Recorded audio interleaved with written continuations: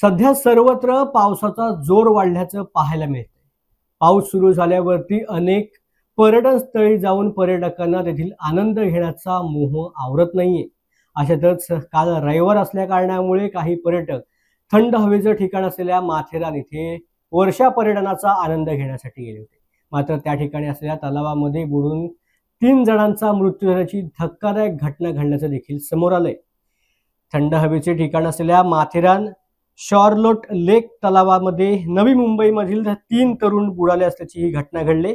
सुमित चव्हाण, आर्यन खोब्रागडे आणि फिरोज शेख असे बुडलेल्या तरुणांचं नाव आहे। अजून 10 जणांचा ग्रुप या ठिकाणी फिरण्यासाठी गेला होता। त्यातील 3 तरुण पाण्यामध्ये पोहण्यासाठी उतरले। माथेरान येथील प्रसिद्ध असलेल्या या शॉर्लोट लेक तलावामध्ये हे 3 जण बुडालेत। मात्र आता त्यांचं शोध कार्य सध्या युद्ध पातळीवरती सुरू आहे। रेस्क्यू टीम या बुडालेल्या तरुणांचा शोध सध्या घेत आहे।